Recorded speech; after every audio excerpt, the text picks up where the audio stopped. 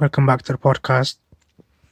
Today I want to speak a little bit about um, vegans and veganism and um, the positives and the negatives, um, not with scientific facts, but just wow on the top of my head. But then also the way they approach people who aren't vegans is like shouldn't be allowed to happen. So veganism has been there for a little while, and recently in the last 5 years or so, it's has grown quite a lot, and people have done a lot of research and they've found a lot of benefits, and there's been a lot of development from first you could hardly find any vegan products to now you've got pretty much everything you want to think of that's vegan, and a lot of people have maybe they've found the illnesses have the symptoms have uh, gone down a bit, or their performance has got better, or there's been benefit from taking being a vegan, and even once or twice a week people have seen benefit and they're leaning towards that way, and even um, athletes are going that way, and even there's more and more that people are accepting it more, and they're seeing how much animals we're killing daily, and it's way too much. And I'd say as a non-vegan, I'd say you could eat less meat, maybe not be a vegan. I'd say we need some things you generally can't get from from non-vegan things, like from chicken or beef or lamb or whatever you meat, or even some fish that you're having. Like there's some minerals or vitamins or whatever's in there that you cannot replicate in in a vegan thing. So um let's say you have 10 grams of fish and you have 10 grams of of what's that thing, you have 10 grams of fish, you have 10 grams of like vegan alternative. They might say um the vegan alternative is less calorific, has more protein, so let's switch over. But like what you get from an animal that's been eating things and is moving and is living naturally, what you get from the animal meat compared to what you're making yourself from a lab, y- I don't think you can replicate it at all. So some things you will not find in vegan products. So you can't. I wouldn't say completely go vegan. And if you want to, that's up to you.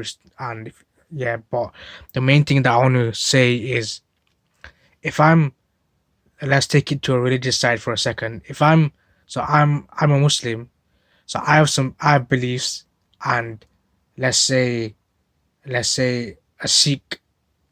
I'm speaking to a Sikh, and their beliefs aren't the same as mine. So I can't. So I believe something, and the Sikh person believes something else. So I might tell them, "Oh, this is what I believe, and I feel my belief is stronger and more correct because of whatever reasons I give." And it's up to them if they want to agree with me, disagree with me, maybe say something, maybe meet in the middle, halfway. But at the end of the day, I can't force them and tell them, "No, you gotta believe what I believe because whatever reason I give." So same way with vegans, like why do they feel the need that we have to force people to stop killing animals because we believe that they shouldn't be killing animals and we'll be fine without eating meat? Why do they have to force it on?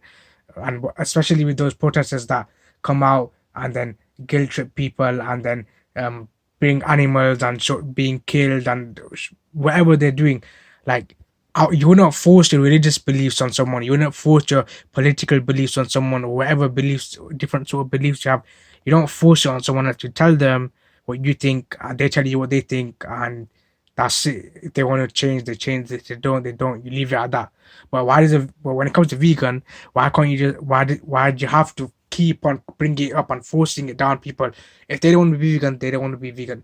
We've lived thousands of years without being vegans, and we've been fine. So you and maybe right now the amount of meat we're having is different to what they had years ago, but maybe we need to cut down or have less processed meat or whatever. But like, there's no need to force someone. You tell them the benefits of being a vegan, why you should why you should not kill animals, use animal products. That's it. And you've told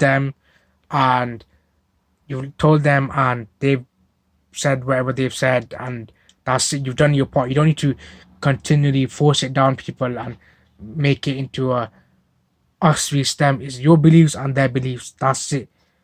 Like, when you see if a vegan goes to a job interview and the boss offers them, they don't know. So at that point, the boss doesn't know their that person is a vegan. So the boss offers them, the manager offers them, let's say, offers them a burger. Let's say they a burger. So are you gonna start telling the manager that you can tell him, oh, you're a vegan, you don't eat meat, that's it.